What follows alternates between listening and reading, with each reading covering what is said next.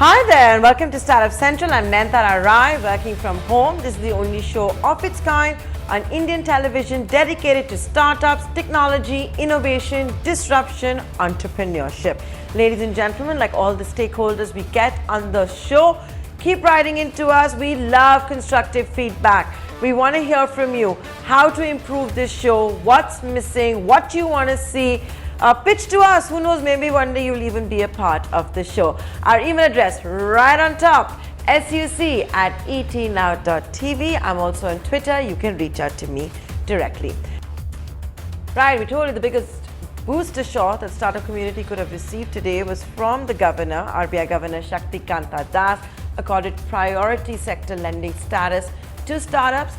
Also talked about setting up an innovation hub for the fintech community. Before we go any further, here's the man himself.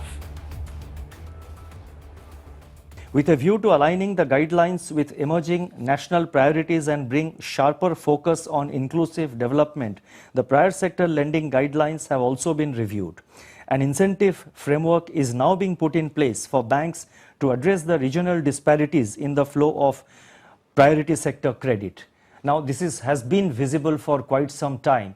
Most of priority sector lending gets concentrated in certain areas, and whereas there are large number of, several other states where the priority sector lending is not what it should be.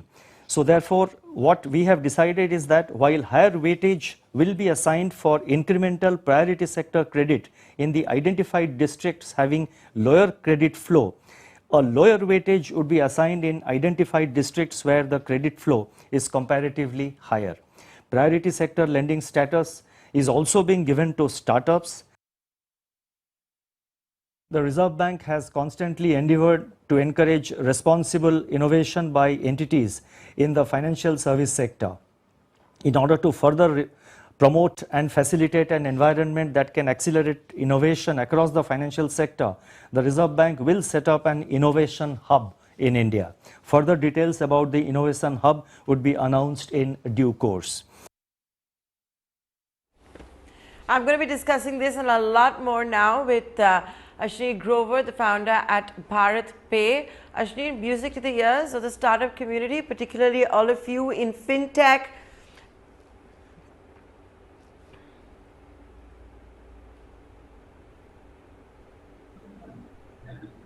Yeah. So yeah, Nintara, I think it's a very progressive move on part of RBI to qualify startups into priority sector lending. As you rightly pointed out, means a lot of debt should be available to startups, and this debt, of course, will be at preferential rates as well. And very frankly, for the first time, startups will have access to debt funding from Indian banks. So, in some form or manner, a very very progressive move, and we'll wait to see how it actualizes on the ground. But I think it's an extremely positive move and a good boost for startups, especially startups who want to get into further lending themselves, and therefore for them this is very de-risked capital as well.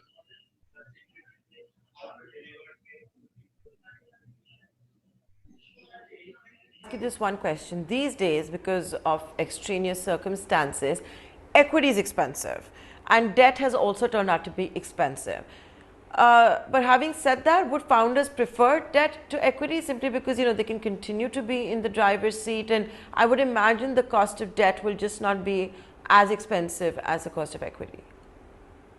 Absolutely, I think the cost of equity, even normalized on the equity side, cannot be lower than 30-40%, because that's the kind of IRR the funds are mandated to make, right? So I think debt is always going to be cheaper. What this does is give the leverage to founders to grow the business to the next level before they go for the next round of equity funding. So I think it's a great instrument in the hands of the founders, and if they're able to access this capital as easily as it should be, I think we would see a lot of Indian founders have a lot more control and not get diluted to below 20% holding by Series DE, which today is the norm.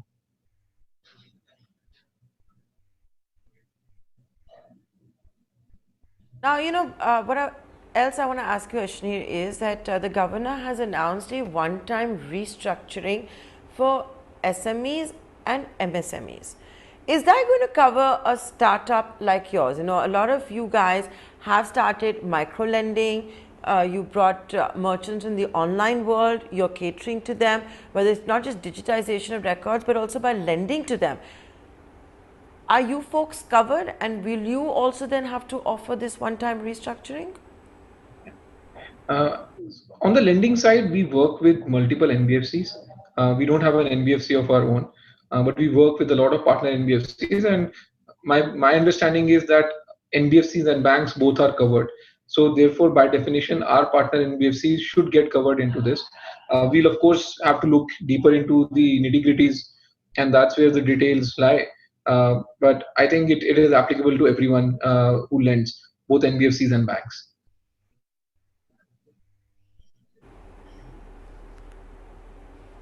Okay, so that means basically fintech startups will have to cut the story short. Is that what you're trying to tell me?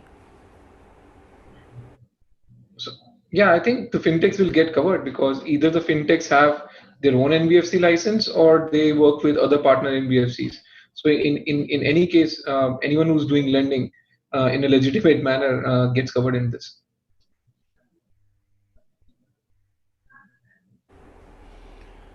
Okay, and when this gets covered, do the fintech startups then have enough cash runway for such a restructuring?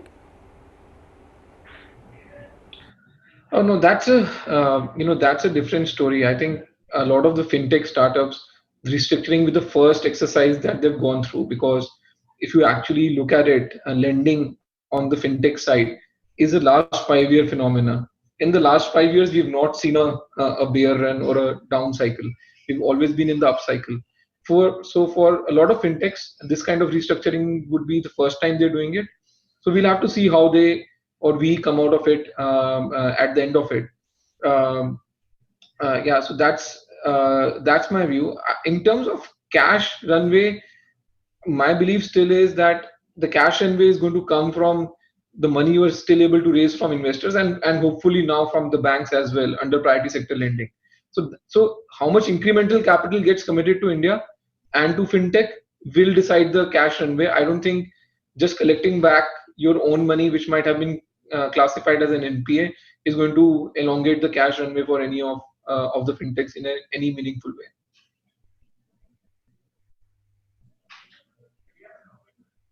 Okay, now Ashneer, you know, if I could now just shift the focus of the interview, there have been two recent news reports, and I wanted to get you on the show to figure out what exactly is happening.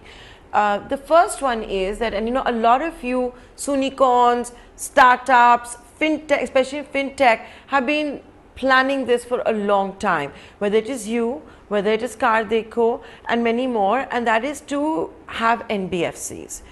Has that plan been jinxed or not jinxed by the RBI? So the factual situation is that RBI is not evaluating new applications, and this was made known to most of the people who had funds come in through VCs who were situated in Mauritius, right? So if you are a fintech which applied for an NBFC license, and any of your investors came through the Mauritius route, today RBI is not evaluating that application. So to that extent, yes, there are at least 2 to 3 dozen fintechs whose application got returned, right? Not rejected, and I'll qualify that. But rejection would mean that they didn't find us good enough. A return means they are not confident of Mauritius as a jurisdiction. Now, that's a new development. There have been multiple representations being made to RBI. 99% of money in the Indian ecosystems come through the Mauritius route. So any change on stance on Mauritius not only affects fintechs specifically, it affects the NBFC segment at large because it might be also applicable on future fundraise, not only your existing shareholding. So yeah, to that extent, there is a limbo there, but it's an industry-wide issue. it's not only fintechs, it also applies to existing and new NBFCs. So it is something on which both the fintech industry, the larger NBFC industry, and the PE and VCs are making the representations to both RBI and governor, at RBI governor and Ministry of Finance at different levels.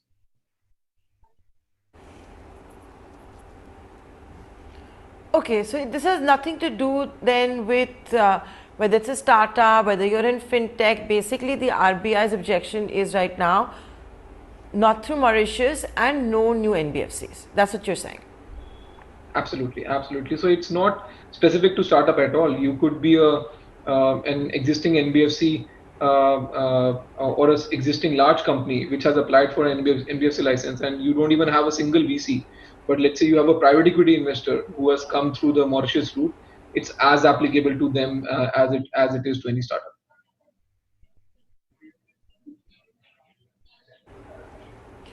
Ashneer, the other news report, and I wanted to get your views on that. What was, there was some reports about how BharatPe has been told by ICICI Bank to stop using its names with merchants. What's that about? Yeah, it's figment of someone's imagination. I was as shocked to see the news as anyone else.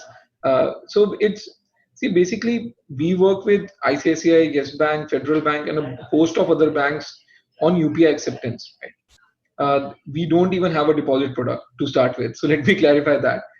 We have a P2P investment product, again not our product, run by a partner NBFC, and ICICI and Yes Bank are not even privy to that arrangement or that partnership. So it is some figment of someone's imagination and trying to sort of create a news out of nothing.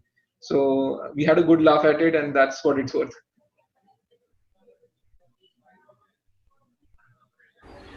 Okay, fine. That does happen, isn't it? Now, Innovation Hub announced by the Reserve Bank of India for fintech. Can that turn out to be a game changer? Do we need central banks to actually spearhead innovation, or should that be outside the purview of central banks? I think intentionally it's a good move. My belief and my request from the government and RBI would be that if they can streamline a lot of these things on the regulatory side in terms of licensing, the innovation part is very core to startups, and that they can take care of. So a lot of fundamental change can come in the way fintechs operate if they have a lot of visibility on the regulatory pieces and the licensing pieces. I think RBI, if it puts in some more effort, and I'm sure they are, that would be a game changer, as against just adding another innovation hub, which I'm not saying is a small move. It's a great move, but the fundamental change would be if you have more regulatory and licensing clarity, because there is enough capital, there are enough startups, there are enough PVCs who are doing the innovation, and we just need more clarity on the regulatory piece of things.